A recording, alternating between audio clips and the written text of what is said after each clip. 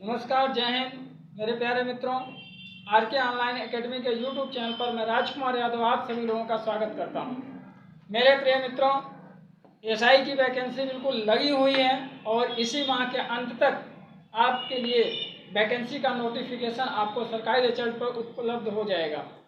मेरे प्यारे मित्रों, आप लोग बहुत ही मेहनत के साथ तैयारी कीजिए और यह वैकेंसी एक सॉलिड चांस है आपके लिए। और मैं आपको बता दूं कि इसमें प्रत्येक सब्जेक्ट से 4 सब्जेक्ट आपके होंगे। चारों सब्जेक्ट से आपको 40-40 अंक के प्रश्न आने हैं और प्रत्येक प्रश्न आपके लिए बहुत ही महत्वपूर्ण होगा। और इस प्रश्न के साथ मैं हिंदी में आप लोगों को यह विश्वास दिलाता हूं कि पूरी तरह से 40 के 40 क्वेश्चन एकदम सटीक एकदम फंसा करके आपको दूंगा और 40 के 40 बिल्कुल सटीक आपको मिलने वाले हैं। और आप बहुत ही मेहनत के साथ तैयारी कीजिए। साथ ही एक चीज़ का और ध्यान दीजिए, मैं आपका सहयोग कर रहा हूँ, आप मेरा सहयोग करिए। इस चैनल को अधिक से अधिक शेयर करिए, इसको सब्सक्राइब कराइए, ताकि मैं आप लोगों के लिए डायरेक्ट ऑनलाइन चैनल लेकर के, लाइव चैनल लेकर के आप लोगों के लिए उपलब्ध हो सकूं। और जब मैं लाइव लेकर के आऊँगा तो मैं आपको विश्वास दिलाता हूँ कि मैं आपको पूरा एक एक चैप्टर का पूरा कई घंटों तक आपको अध्ययन करवाऊँगा।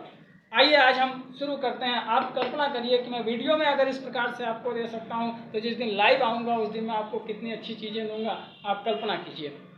आइए मैं आपको विद ट्रिक के साथ एकदम हिंदी में एकदम 100% आपको क्वेश्चन एकदम सीधा सीधा जुबान पर रटाया। आपको अगर ना आया तो फिर मित्र कहिएगा। इस बार ये ठान लीजिए आपकी 40 क्वेश्चन तो आपका बिल्कुल रखा हुआ है। और हिंदी एक ऐसा सब्जेक्ट है, यही हिंदी ही आपको प्रोग्रेस करवाती है। बाकी मैथ में आप कुछ क्वेश्चन पे जाकर रुक जाते हैं, रीजनिंग में रुक जाते हैं, जीएस में रुक जाते हैं, लेकिन हिंदी एक ऐसा सब्जेक्ट है जो एसआई के लिए बिल्कुल एक स्वर्णिम सब्जेक्ट इसको आप कह लीजिए। एकदम अगर थोड़ा सा अगर आपने ध्यान दिया तो बिल्कुल 40 में 40 क्वेश्चन आपका आने वाला है। देखिए आज मैं आपकी शुरुआत करता हूँ। इससे पहले के वीडियो हमने लिंक आपको दे रखा है, आप उस लिंक में आप जाकर के चेक कर लीजिएगा। और उसके साथ आप अगर जो लोग अनजाने हैं या इस चैनल पर नए लोग आए हैं, वे लोग इस चैनल को सब्सक्राइब कर लें। सब्सक्राइब करके इसको अधिक से अधिक जो है वो शेयर करें। और साथ ही मित्र बगल में आप देखें, कुछ मित्र इस चीज़ को जानने में थोड़ा सा असमर्थ हो जाते हैं कि इसको कहाँ से सब्सक्राइब करें। तो देखेंगे मित्र, जब आप जैसे ही हमारा चैनल ओपन करेंगे आर के ऑनलाइन एकेडमी, जैसे ही आप ओपन करेंगे आर के ऑनलाइन एकेडमी, ओपन करने के बाद आप देखेंगे यहाँ पर एक लाइक का इस तरह का चैनल आता है, जो कि लाइक होता है, ये लाइक होता है। अगर आपको पसंद आता हो तो चैनल को लाइक करें, ये थंब का बटन दबाएंगे, चैनल हमारा लाइक होगा। और इसी के बगल में यहाँ पर देखेंगे एक लाल रंग से लिखा हुआ आएगा, सब्सक्राइब लिखा हुआ आएगा। आप ये सब्सक्राइब का बटन दबाएंगे तो सब्सक्राइब का बटन दबाने पर यहाँ पर देखिए एक ये बेल आइकन आपको मिलेगा। और बेल आइकन का बटन जब आप दबाएंगे तो यहाँ पर एक फूल सा आपके लिए खुल कर आएगा और इसमें 3 ऑप्शन होंगे और 3 ऑप्शन में सबसे ऊपर वाला ऑप्शन ऑल लिखा होगा। आप ऑल बटन को क्लिक कर देंगे तो चैनल अपने आप सब्सक्राइब हो जाएगा। जो भी हम वीडियो आप लोगों के लिए अपलोड करेंगे या जो भी सूचना हमारी होगी, यह सीधे सीधे आपके यूट्यूब चैनल तक, आपके यहाँ तक पहुँच जाएगी। पुनः देखें मित्र, आपको अगर वीडियो पसंद आए तो आप लाइक दबाइए, लाइक का बटन दबाइए, यहाँ सब्सक्राइब कीजिए। सब्सक्राइब करने पर आपको बेल आइकन दिखाई देगा, बेल आइकन का बटन दबाएंगे तो यहाँ पर आपका 3 टूल्स आएंगे और तीनों टूल्स में सबसे ऊपर वाला जो होगा ये ऑल, यही आप दबाएंगे तो जो भी नोटिफिकेशन होगा ये सारे नोटिफिकेशन आपको मिलते रहेंगे। तो आइए मित्र, एकदम बिल्कुल सही तरीके से एकदम जम करके ये मान करके कि इस बार वर्दी हमारी होगी, यह ले करके आप जो है इसकी तैयारी करेंगे। और मैं इस एरिया क्षेत्र से, फूलपुर आजमगढ़ क्षेत्र से मैं आप लोगों को विश्वास दिलाता हूं कि इस बार यहां से मैं पूरी सभी विषयों के साथ, सारी विषयों के साथ मैं आपको पूरा यहां से आपको पूरा प्रोग्रेस करवाऊंगा। और ये चीज़ वर्दी इस बार दिला करके रहूंगा। अगर किसी काम के लिए हमने ठाना है तो उसको हमको करके दिखाना है। जुनून हमारा है, जुनून आपका भी होना चाहिए। आइए मित्र शुरू करते हैं आज की क्लास। देखिए मित्र, आज का हमारा क्लास होगा यहाँ पर, और जिस दिन आपने पूरा हमारा भी सहयोग किया मैं उसी दिन से लाइव क्लास लेकर के आऊँगा और सभी सब्जेक्ट के साथ, सभी विषयों के साथ एक से एक विशेषज्ञ हमारे पास हैं और सभी विषय के विशेषज्ञ आप लोगों के लिए अलग अलग क्लास लेकर के आएंगे। तो देखिए मित्र, यह देखिए वर्णमाला, और वर्णमाला में वर्णमाला, वर्ड का मतलब होता है अक्षर, और जब कोई ध्वनि सार्थक होती है, स्वतंत्र रूप से उच्चारित होती है, तो स्वतंत्र एवं सार्थक रूप से उच्चारित होने वाली ध्वनि संकेतों को ही वर्ड कहा जाता है। वर्ड किसे कहेंगे? जब कोई सार्थक और स्वतंत्र रूप से उच्चारित होने वाली ध्वनि होती है तो वही ध्वनि क्या बन जाती है? वर्ड बन जाती है। उसी ध्वनि को हम वर्ड कहते हैं। अगर हम हिंदी में वर्ड माला की बात करें तो अक्षरों के पूरे समूह को, जो अक्षरों का एक समूह होता है, यही अक्षरों का समूह ही क्या कहलाता है? वर्णमाला कहलाता है। और हिंदी में कुल वर्णों की संख्या एकदम स्पष्ट रूप से आप याद कीजिए कि हिंदी में कुल वर्णों की संख्या जो होती है वो 52 होती है। तो हिंदी में कुल वर्णों की संख्या कितनी होती है? 52 होती है। और हिंदी के वर्णमाला को 2 भागों में बांटा गया है। या हम कह सकते हैं कि वर्ण 2 प्रकार के होते हैं। और यह वर्ण 2 प्रकार में कौन कौन से होते हैं? स्वर होते हैं और दूसरे होते हैं व्यंजन। स्वर होते हैं और दूसरे क्या कहलाते हैं मित्र? व्यंजन कहलाते हैं। तो देखिए, वर्ड क्या कहलाते हैं? जो स्वतंत्र रूप से, वर्ड की सबसे छोटी इकाई क्या होती है? ध्वनि होती है, क्योंकि ध्वनि के माध्यम से हम इसका उच्चारण करते हैं। ध्वनि के माध्यम से यह उच्चारित होती है और यह उच्चारित होने वाली ध्वनि ही वर्ड कहलाती है। और यह वर्ड ध्वनि जो होती है, यह कुल मिलाकर के हिंदी में इनकी संख्या कितनी होती है? 52 होती है। और इनमें कितने भाग में इसको बांटा जाता है? तो 2 भागों में बांटा जाता है। कौन कौन है वह? स्वर है और दूसरा कौन सा कहलाता है? व्यंजन। तो ये स्वर और व्यंजन 2 प्रकार के होते हैं। स्वर वे होते हैं जो स्वतंत्र रूप से उच्चारित होते हैं। स्वर वे होते हैं जो स्वतंत्र रूप से उच्चारित होते हैं, अर्थात जिनका उच्चारण करने के लिए किसी दूसरे की सहायता की आवश्यकता नहीं होती, वही क्या कहलाते हैं? स्वर कहलाते हैं। फिर से सुनिएगा, जिसका उच्चारण करने के लिए किसी अन्य ध्वनि की आवश्यकता नहीं होती, किसी दूसरे वर्ड की आवश्यकता नहीं होती, वही क्या कहलाते हैं? स्वर कहलाते हैं। और हिंदी में स्वरों की कुल संख्या जो होती है वह 11 होती है। और व्यंजन किसे कहते हैं? व्यंजन वह होते हैं जिसका उच्चारण करने के लिए स्वरों की आवश्यकता होती है, उसे हम क्या कहते हैं? व्यंजन कहते हैं। तो देखिए मित्र, पुनः देखेंगे, यहाँ से हम स्वर से चलते हैं और स्वर का एक विश्लेषणात्मक रूप से इसका अध्ययन करते हैं, ताकि कोई भी आने वाला क्वेश्चन आपके यहाँ से, आपके हाथ के नीचे से खिसक करके जाने ना पाए, इस प्रकार का हम आपको बताते हैं। आइए अध्ययन करते हैं स्वर का। देखेंगे स्वर। हिंदी में जो स्वर होते हैं इनकी कुल संख्या कितनी होती है? 11। मित्र, बहुत ही बेहतरीन तरीके से क्वेश्चन इसका पूछता है। यह क्वेश्चन पूछता है हिंदी में स्वर कितने हैं? तो ध्यान दीजिएगा, स्वर कितने हैं तो भी 11 हैं, और कुल स्वर कितने हैं तो भी 11 हैं, क्योंकि अंग और आह जो इसमें नहीं जोड़ा जाता है। आइए हम काउंटिंग कराते हैं। आ, ई, उ, ऊ, री, ए, आय, ओ, अव, अंग, आह। 2 चीज का मित्र ध्यान दीजिएगा। अगर स्वर की संख्या 13 नहीं होती है, क्योंकि अंग और आहा जो होते हैं ये स्वर नहीं है, क्योंकि यह अनुनासिक और विसर्ग है। अनुनासिक और विसर्ग होने के कारण इनको जो होता है वो स्वर में नहीं रखा जाता। इसलिए ध्यान देंगे कि अ, आ, ई, उ, और री और ए, आय, ओ, अब यही जो होते हैं 1 2 3 4 5 6 7 8 9 10 11। तो कुल मिलाकर के हिंदी में स्वरों की संख्या जो होती है वह कुल स्वरों की संख्या कितनी होती है दोस्त? 11 होती है। तो हिंदी में कुल स्वरों की संख्या जो होगी वह स्वर की संख्या 11 होती है। स्वरों की संख्या टोटल जो होगी वो 11 होगी। अब देखिए, अगर इसको पूछा जाए कि मात्रा के आधार पर स्वरों की संख्या कितनी होती है या मात्रिक स्वर कितने होते हैं, तो मात्रा के आधार पर स्वरों की संख्या 10 होती है। क्योंकि देखिए, आ एक ऐसा वर्ड है जिसकी कोई मात्रा नहीं होती। पुनः देखेंगे कि आ एक ऐसा वर्ड है जिसकी कोई भी मात्रा नहीं होती है। जैसे देखिए, आ की मात्रा, ई की मात्रा, बड़ी ई की मात्रा जिसको हम दीर्घ ई या बड़ी ई कहते हैं, ऊ की मात्रा, ऊ की मात्रा, री की मात्रा, ए की मात्रा, आई की मात्रा, ओ की मात्रा, औ की मात्रा, तो कितनी हो गई? 1 2 3 4 5 6 7 8 9 और 10। इस तरह से कुल मात्रा की संख्या कितनी होती है? 10 होती है। तो आप सीधे कह सकते हैं कि हिंदी में कुल मात्राएं जो होती हैं वो 10 होती हैं। अगर हम मात्रिक स्वर की बात करें कि हिंदी में कुल मात्रिक स्वर कितने पाए जाते हैं, तो हिंदी में कुल मात्रिक स्वरों की संख्या जो होगी वो कितनी होगी? 10 होगी। बहुत ही सटीक क्वेश्चन। देखिए इसमें 3 प्रकार का क्वेश्चन पूछा जाता है। स्वर कितने होते हैं? तो 11 होते हैं। कुल स्वर कितने होते हैं? तो 11 होते हैं। और मात्रिक स्वर कितने होते हैं? तो मात्रिक स्वरों की संख्या कितनी होती है?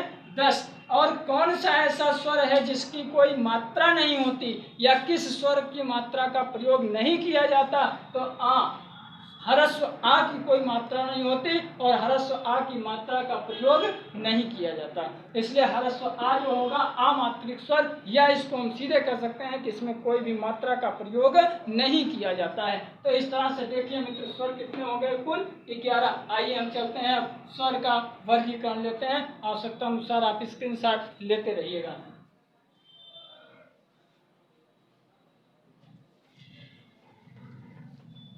स्वर कुल कितने प्रकार के होते हैं? आइए देखते हैं स्वरों का वर्गीकरण।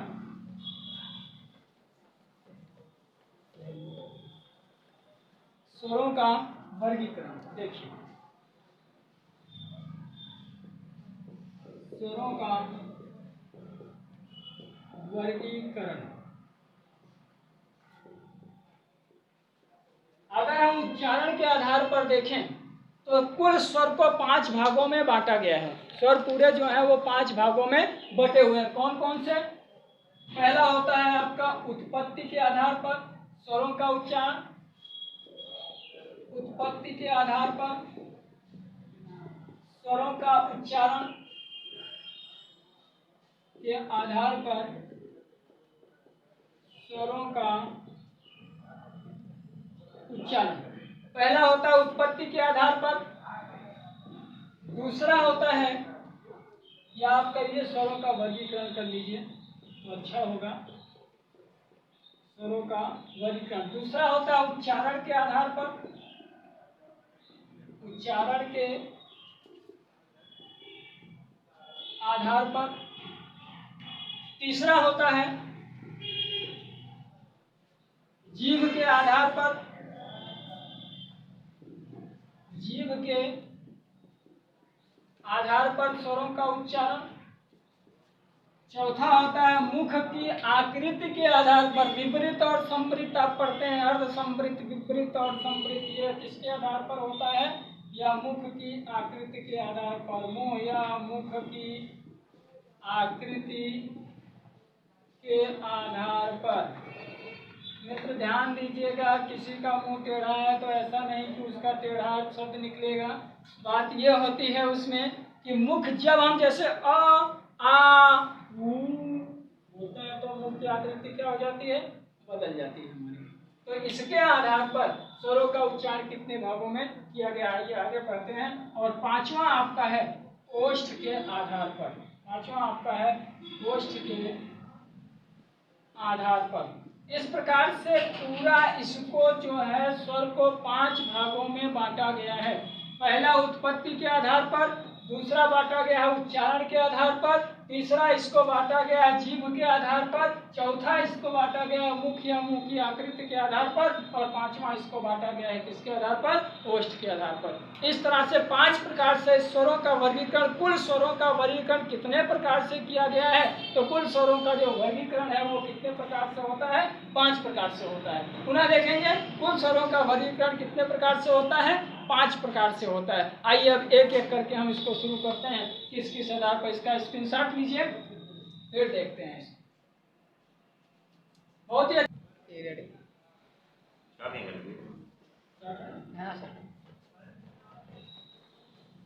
अब आइए मित्र पहले से शुरू करते हैं, बिल्कुल फर्स्ट से, और बहुत ही इसको ध्यान से एकदम लग करके एकदम पढ़िएगा। कोई भी चीज़ हमसे बड़ी नहीं होती, बस हमको आवश्यकता है उसको पाने की, उसकी चाहत होनी चाहिए। और जब तक हमको वर्दी मिल नहीं जाती तब तक एकदम भूल जाइए घर परिवार सबको, सबसे दूरी बना करके केवल एक ही लक्ष्य हमारा होगा कि वर्दी मिलने के बाद सब कोई अपना होगा। अन्यथा अभी कोई अपना नहीं, अपना कोई है इस समय तो केवल अपनी पढ़ाई है, अपनी पढ़ाई है और अपनी पढ़ाई ही करेंगे। अब आगे मित्र देखिए, सबसे पहला आपका आता है उत्पत्ति के आधार पर। पहला आपका है उत्पत्ति के आधार पर। उत्पत्ति के आधार पर स्वरों का वर्गीकरण। स्वरों का वर्गीकरण। उत्पत्ति के आधार पर स्वरों का वर्गीकरण। उत्पत्ति के आधार पर स्वर 3 प्रकार के होते हैं। कौन कौन से होते हैं मित्र देखिएगा।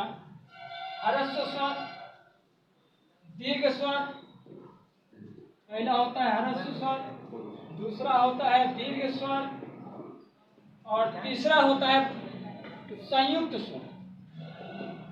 ध्यान देंगे, पहला होता है ह्रस्व स्वर, दूसरा होता है दीर्घ स्वर और तीसरा होता है संयुक्त स्वर। ये 3 प्रकार के स्वर होते हैं, ह्रस्व स्वर, दीर्घ स्वर और तीसरा होता है संयुक्त स्वर। और तीनों स्वर जो बनते हैं देखिए मित्र, ह्रस्व स्वर किसे कहते हैं? ह्रस्व स्वर को मूल स्वर भी कहा जाता है।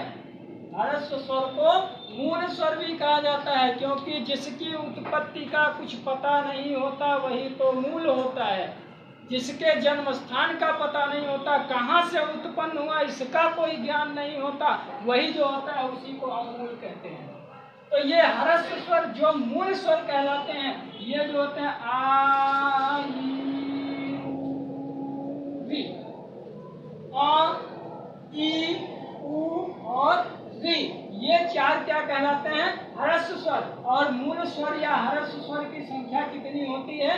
4 होती है। पुनः देखेंगे, जिनके जन्म का स्थान का कुछ पता नहीं होता है, इनकी उत्पत्ति कहाँ से हुई इसका कोई ज्ञान नहीं होता है, वही क्या कहलाते हैं? मूल स्वर कहलाते हैं। बिल्कुल आपको किताबों से पढ़ने की जरूरत नहीं है, आप खाली वीडियो देखिए और अपना एक नोट्स बनाइए। तो यहाँ पर ह्रस्व स्वर क्या होगा या मूल स्वर क्या होगा? इसकी संख्या 4 होती है, आ, ई, उ और री होती है।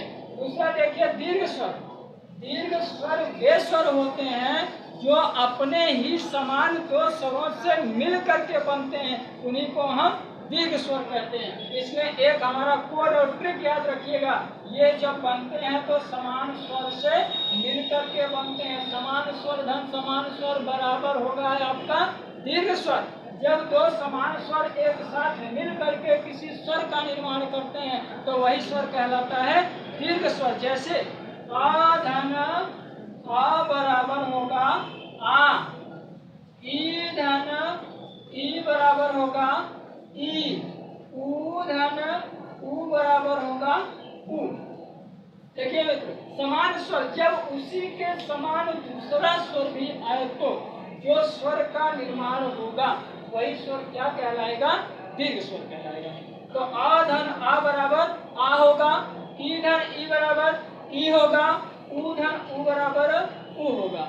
और इसी तरह से देखिए संयुक्त स्वर जो होगा, जब 2 असमान, इसका कोड होगा असमान और इसका कोड था समान और इसका कोड क्या होगा? असमान। जब 2 असमान स्वरों से मिलकर के किसी स्वर का निर्माण होता है तो उसी को हम क्या कहते हैं? संयुक्त स्वर कहते हैं। जैसे आ धन ई बराबर आई, आ धन ई बराबर आई। तो आ धन ई, आ और मिलकर किसका निर्माण करते हैं? आई या ए जिसको हम बोलते हैं। इसी तरह से आ धन ए बराबर क्या होगा? आई होगा। आ धन ए बराबर क्या होगा? आई हो जाएगा। इसी तरह से आ धन उ बराबर क्या होगा? ओ होगा। और आ धन उ बराबर क्या हो जाएगा? आओ हो जाएगा। आ धन ओ बराबर क्या होगा? आओ होगा। इस तरह से मित्र देखिए, उत्पत्ति के आधार पर इस तरह से क्वेश्चन आपसे पूछा जा सकता है यूपीएससी की परीक्षा में कि उत्पत्ति के आधार पर स्वरों को कितने भागों में वर्गीकृत किया गया है। 2, 4, 6, 5 ऑप्शन करके देगा तो आप स्पष्ट रूप से जानेंगे कि इसको कितने भागों में बांटा गया है। 3 भागों में बांटा गया। 3 भाग कौन कौन से हैं? ह्रस्व स्वर, दीर्घ स्वर और संयुक्त स्वर। ह्रस्व स्वर या मूल स्वर के अंतर्गत कौन कौन आते हैं? तो कौन कौन आएंगे? आ होगा, ई होगा, उ होगा, री होगा। आप इसका विखंडन करेंगे तो इसका विखंडन नहीं होगा। तो जिसका कोई विखंडन नहीं होता, जिसका उत्पत्ति का पता नहीं होता, वही क्या कहलाता है? मूल स्वर। और दीर्घ स्वर क्या कहलाएगा? जब उसी के समान दूसरा स्वर आकर के उसको दीर्घ कर देता है, आ बड़ा आ बना देता है, बड़ा बना देता है, तो वही क्या कहलाता है? दीर्घ कहलाता है। दीर्घ माने क्या होता है? बड़ा। और जब उसी के समान स्वर आकर के बड़ा कर देता है तो वही दीर्घ कहलाता है। तो आ धन आ बन करके क्या होगा? आ होगा। ई धन ई मिल करके ई होगा और उ धन उ मिल करके उ होगा। इस तरह से ये तीनों आपके जो होंगे वो दीर्घ स्वर कहलाएंगे। नेक्स्ट आपका देखिए हम संयुक्त स्वर। संयुक्त स्वर संयुक्त माने होता है जुड़ना, और तब जुड़ता है जब दोनों एक दूसरे से भिन्न हो। तो एक दूसरे से भिन्न होने पर, असमान होने पर, जब एक दूसरे से भिन्न स्वर आपस में जुड़ते हैं या एक दूसरे के असमान स्वर आपस में जुड़ते हैं तो वही स्वर क्या कहलाते हैं? संयुक्त स्वर कहलाते हैं। जैसे आ धन ई बराबर क्या होता है? ए होता है। आ धन ए मिल करके आय होता है। आ धन ओ मिल करके ओ हो जाता है और आ धन ओ मिल करके अ होता है। इस तरह से ह्रस्व स्वर की संख्या कितनी हो गई? 4 हुई। दीर्घ स्वर की संख्या कितनी हो गई? ये आपकी कितनी है? 3 है। और इसी तरह से इसकी संख्या, संयुक्त स्वर की संख्या कितनी है? 4 है। 4, 3, 4, 4, 3, 4। तो कुल संख्या आपकी कितनी हो गई? 4, 3, 4 हो गई। तो इस तरह से 4 होगी ह्रस्व की, 3 होगी दीर्घ की और 4 हो जाएगी संयुक्त स्वर की। कुल संख्या मिला करके इसकी कितनी हो गई आपकी? 4, 3, 7, 4, 11। कुल संख्या मिलकर 11 होती है। स्क्रीनशॉट लीजिए मित्र इसका और इसका तुरंत नोट्स बनाइए। कॉपी उठाइए, कलम उठाइए, तैयार हो जाइए और तुरंत इसका नोट्स बनाइए। आइए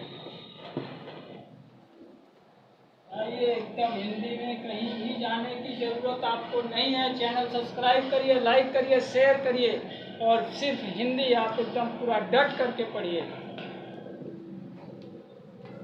आइए आगे चलते हैं।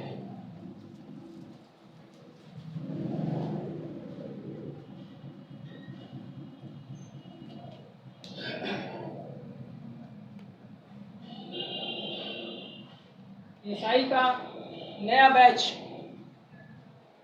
संभवतः 5 सितंबर से हम शुरू करने जा रहे हैं। और जो भी अपना रजिस्ट्रेशन करवाना चाहते हैं ऑफलाइन क्लास में, वो लोग ऑफलाइन क्लास में हमारे मोबाइल नंबर पर संपर्क कर सकते हैं। मोबाइल नंबर है 85 72 90 28 80 94 55 67 57 37।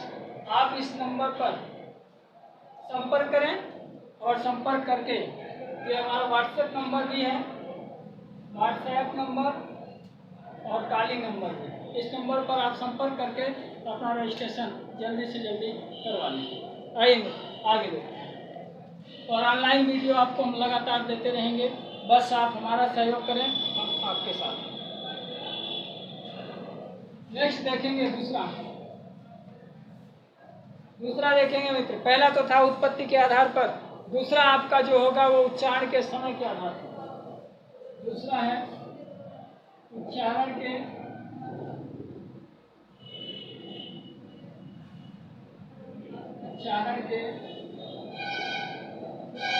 समय के आधार पर। ये दूसरा हो रहा है उच्चारण के समय के आधार पर। जब उच्चारण करते हैं स्वर का तो ये कितने प्रकार के होते हैं? मुख्यतः 3 प्रकार के होते हैं। ह्रस्व स्वर,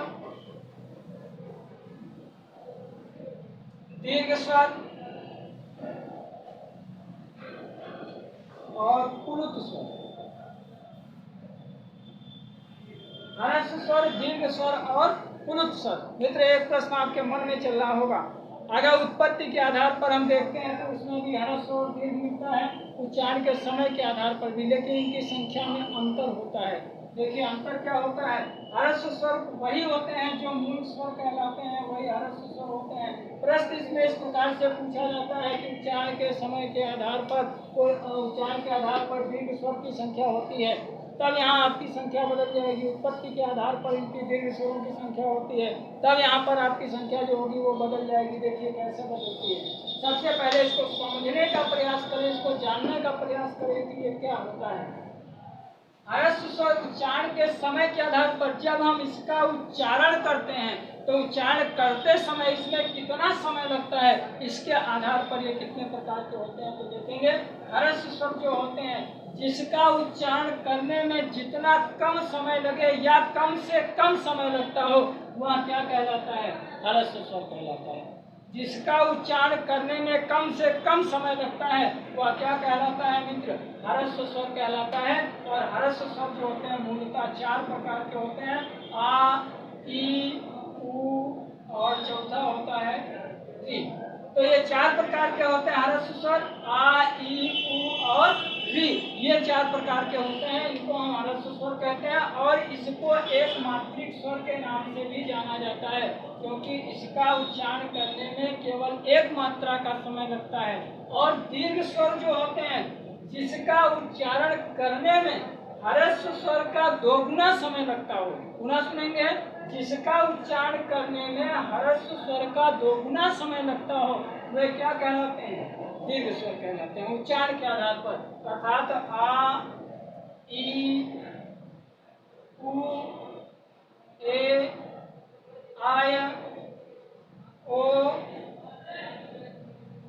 औ, ये होते हैं। पुनः देखेंगे मित्र, आ, ई, उ, ए, आय, ओ और औ, कुल मिलाकर के ये क्या कहलाएंगे, दीर्घ स्वर कहलाएंगे। क्यों, क्योंकि इसका उच्चारण करते समय बोलिए आ, तो आ कहने में दोगुना समय लगता है, ई, उ, ए, आय, ओ, औ। इस तरह से इसमें दोगुना समय लगता है, तो ये क्या कहलाएंगे, दीर्घ स्वर कहलाएंगे। और तीसरा होता है पुलुत स्वर, जिसका उच्चारण करने में ह्रस्व स्वर का 3 गुना समय लगता हो। जिसका उच्चारण करने में ह्रस्व स्वर का 3 गुना समय लगता है वे स्वर जो होते हैं पुलुत स्वर कहलाते हैं। अर्थात एक ही पुलुत स्वर बचा हुआ है मित्र, बाकी पुलुत स्वर खत्म हो चुके हैं। वैसे तो मुख्यतः 2 पुलुत स्वरों का उपयोग होता है, जैसे एक तो होता है ये खंडाकार आ, इसको कहा जाता है, लेकिन इसका प्रयोग हिंदी में अब नहीं होता है, इसलिए इसको पढ़ने की कोई जरूरत नहीं है। एक ही स्वर आपको पढ़ना है और वह क्या होगा, आपका ओम होगा, या इसको हम ओम ये होगा। ये केवल एक स्वर आपका बचा हुआ है जिसको हम क्या कहेंगे, पुलुत स्वर कहेंगे। और यही पुलुत स्वर क्या आपका बचा हुआ है, ओम। इसको त्रिमात्रिक स्वर के नाम से भी जाना जाता है, क्योंकि इसका उच्चारण करने में 3 मात्रा का समय लगता है। इस तरह से देखेंगे ह्रस्व स्वर जो होता है जिसमें उच्चारण करने में 1 मात्रा का या मूल जो समय लगता है, कम से कम समय लगता है, तो वह ह्रस्व स्वर होगा। दीर्घ स्वर वे स्वर कहलाएंगे जिसका उच्चारण करने में ह्रस्व स्वर का दुगुना समय लगता हो, तथा इनकी संख्या भी देखते चले मित्र। ह्रस्व स्वर में संख्या 1, 2, 3, 4 होती है, ह्रस्व स्वरों की संख्या 4 होती है। दीर्घ स्वर की संख्या 1, 2, 3, 4, 5, 6 और 7, इनकी संख्या जो होती है 7 होती है। और पुलुत स्वर में तो मान लीजिए आप ओम देख करके पहचान जाएंगे। तो इस तरह से इसमें जो प्रश्न बनेगा कि उत्पत्ति के आधार पर संयुक्त स्वरों की संख्या कितनी होती है, तो आपने देखा 4 होती है, 3 होती है। लेकिन यहाँ पर देखिए उच्चारण के समय के आधार पर अगर हम देखें तो दीर्घ स्वरों की संख्या कितनी होती है, 7 हो जाती है। ठीक मित्र, तो इस तरह से आशा करते हैं आपको बहुत ही बेहतर तरीके से समझ में आया होगा। और फिर हम इसके बाद नेक्स्ट लेकर के मिलते हैं आपको जीव के आधार पर, मुख के आधार पर, होस्ट के आधार पर, इसको लेकर के आपसे मिलते हैं नेक्स्ट वीडियो में। जरूर देखिएगा जरूर पढ़िएगा, नोट्स जरूर बनाइएगा। आज ही से आप तैयार हो जाइए, पेन और कॉपी उठा लीजिए और इसका नोट्स बनाना शुरू कर दीजिए। और साथ ही में इसको रखना शुरू करिए, सब्सक्राइब करिए, लाइक करिए, शेयर करिए, अधिक से अधिक तक लोगों तक पहुंचाइए। और इतना ज़्यादा मात्रा में आज मैं आप लोगों का अधिक से अधिक शेयर और सब्सक्राइब देखना चाहता हूं, ताकि मैं तुरंत इसमें लाइव आ सकूं और लाइव आकर के आप लोगों को लाइव क्लासेस मैं उपलब्ध करा सकूं और सभी विषयों की क्लासें आपको मैं आसानी से दे सकूं। ठीक है मित्र, फिर मिलते हैं नेक्स्ट वीडियो में। जय हिंद, नमस्कार।